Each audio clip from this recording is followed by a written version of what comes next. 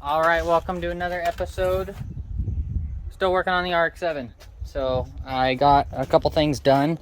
I cut the dash bar out again and moved it down and got it in a better position for the steering wheel. And then also took apart the Lexus pedals and RX7 pedals. And I used the RX7 bracket and pedal. I just cut the pedal and moved it out of the way so it would actually clear the steering column. So now I got to hook up that U-joint to the stock RX7 box. This is just kind of tacked in there, so I want to get everything right where I know it's going to go. Once I have the seat in and the dash and pedals and everything's in, then I can actually finish welding that up and getting it one solid piece. So right now I'm moving on to the seat. I have to move these brackets forward so it pushes the seat back about 2 inches. So I got to do that. That way you're not in the steering wheel.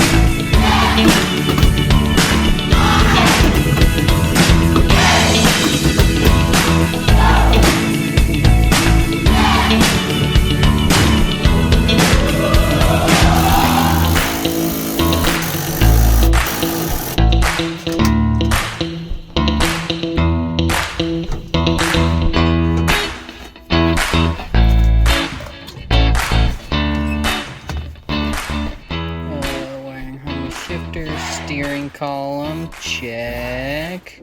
Dash bar, check. Brake and gas pedal, check. Driver's seat, check. And that's about it for today. So, gonna try and use the stock seatbelt that's in there, eventually get harnesses, but I'm pretty tired for tonight, so I'm gonna go eat some dinner, close up, clean up, and pick it up tomorrow. All right, I forgot where I left off because I got sidetracked last night or the night before. I work on this thing when I've got time, when I get home, or on my days off. So, voila, got the seat in, got the steering column in, got the dash in, got the pedals done. Interior is done besides the shifter and the brake, but we can't do that until transmission's in the car. Can't do the transmission until the subframe's done. So we're going to work on the subframe right now. I've got to get this other box off of here and make this sharp turn right here so it goes along here. Yeah, you know what. It's just not stock. So, but if you guys haven't been watching, this is my RX7 project. Bought it for $700 in a yard. It was all original when I got it, believe it or not. And guy said it was running when parked, like everything else is, right? So brought it home, discovered all the rats has chewed through everything, pulled the engine, transmission, it's sitting over there, right there, and bought an IS300 and pulled the drivetrain and got it running on the pallet. So we took it off the pallet, stuffed it in there, have to do some modifications to the frame and stuff, so that's what we're going to be doing now. And not 110 up here, but it's 110 down where I just came from. So it's a little warm today, gonna be a little slow, but let's get it done. All right, plan A didn't work out. It was a good idea, but just no. So I ended up going to the IS300. This is the front sway bar out of the IS300, and it's bent this way to clear the oil pan in the IS300. So I cut it out because it's a nice, I think it's 3/16 or 1/8 inch. I don't know. It's thick enough for me to be not too concerned. So that's going to go right there. and I'm boxing off the subframe right now so I can get a nice good bead on there, and then we'll reinforce it once the engine's in and I've got all the motor mounts done and I know it'll clear.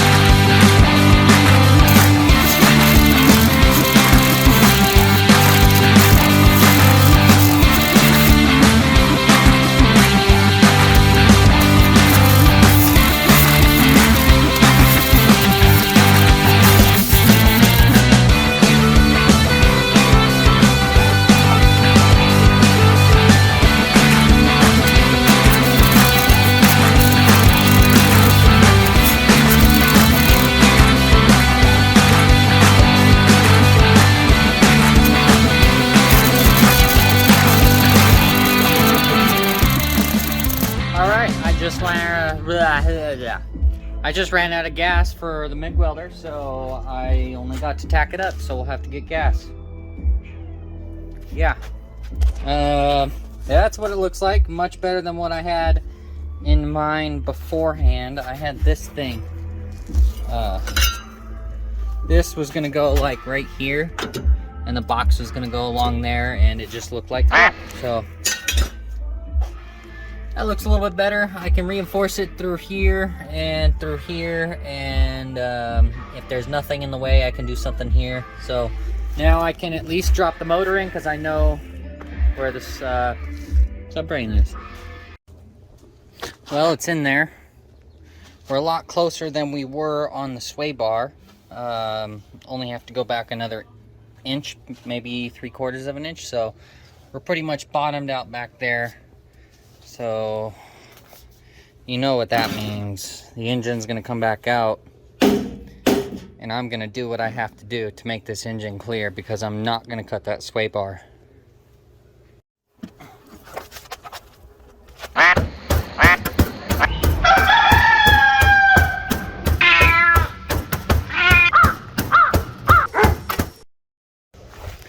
Alright, I've been trying really hard to save the sway bar, even bashing in the firewall and redoing the subframe, and no matter what I do, it's just too close. So unfortunately, we're going to have to modify it, and it might take some of the integrity out of it, but it's still going to do somewhat of its job. So we're going to cut this out because I'm tired of getting the engine up and over it, and we probably won't use it.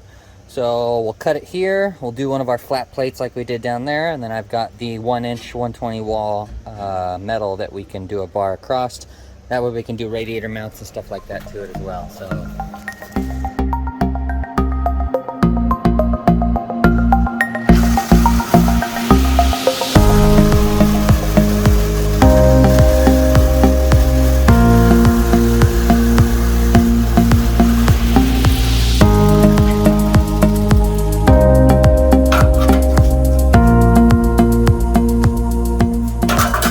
it's pretty hot out here. My phone overheated, so I had to take a break. But this is our transmission mount. These are going to go on the frame rails. This goes to the transmission. This goes to the other frame rail. So probably end up doing a strap here just to kind of help the strength. But I got it all tacked together, so now we're going to just weld it up.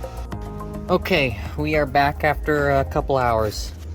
These holes were giving me quite some trouble, so we've got it all done and fabricated. We are going to put it up there and get it bolted to the tranny and supported with a jack, and then we can drill these straight through the frame rail up into the cab, and I don't think anything would be stronger than that. So this is 1-inch square tubing 120 wall. So if it's not strong enough, we'll reinforce it again.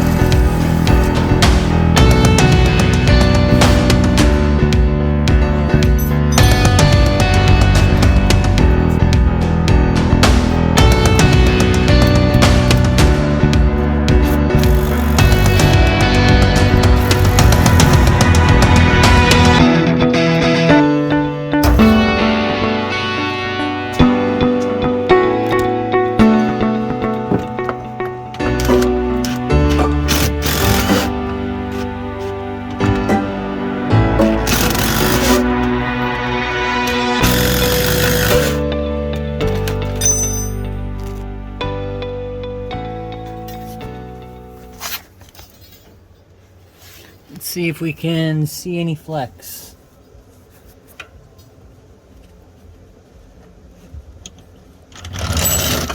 Maybe a not even a 1/4 inch. So I'm happy with it. Now that I know where the tail shaft is center, now I can do the engine mounts and get the engine center up front.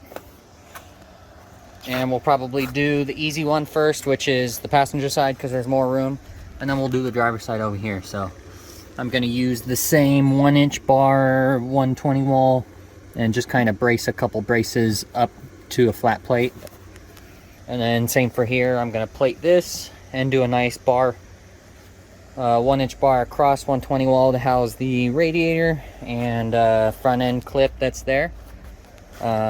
And probably try and make it to where it unbolts. That way I can unbolt it and have the engine come out much easier.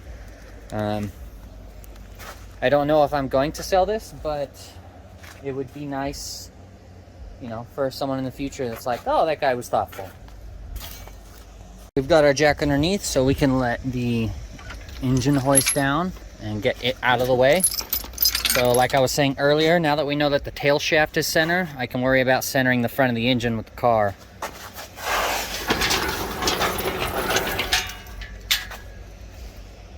It's almost in. That looks center, right? Kinda. Let me move the camera. There you go. That's right about the hood latch. The hood latch is center. So if we just move the camera to where the engine looks center, it looks center. It's fine. Look it, and I was worried it was going to be level.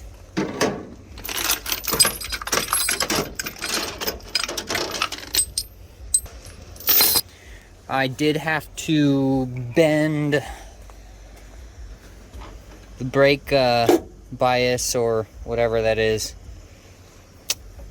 It's the thing that controls the front to rear brake ratio. So anyway, I had to unbolt it off the booster and bend it up out of the way. I also bent all of these up out of the way. They're the 2 fuel lines and a vent. So now I can, I banged in the firewall for no reason. Ignore that, but now I can worry about engine mounts. Then once the engine's mounted, then I can throw the wiring in there, put the radiator in, and get a drive shaft sometime.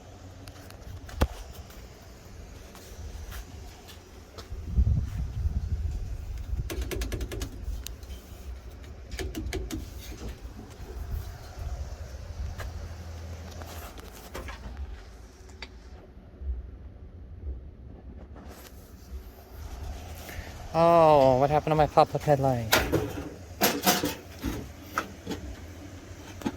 I just got the front on a jack with a 2x6 and dropped it down to where we got about 3/8 to 1/2 inch on the steering bar that goes across and the cross member. So I think it's going to clear the hood. I don't think we'll have an issue.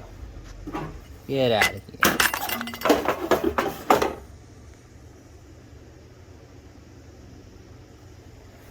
I am super happy. And the frame rails up here are 29 inches, just like they are where the transmission is. So having this at 14.5 puts the crankshaft center and the tail shaft center, which means the engine is dead center. I was going off this because I assumed this was center, but there's nothing better to do than to go off the frame rails. So sun's going down. I'm tired. I'm gonna clean up and go inside. I don't know where I'm at on this video, so if this is the end, then don't forget to like, subscribe, comment. Let me know what you guys want to know about this thing. If there's any information I can give you, like how to install or what to fabricate. But it's going good. I'm impressed.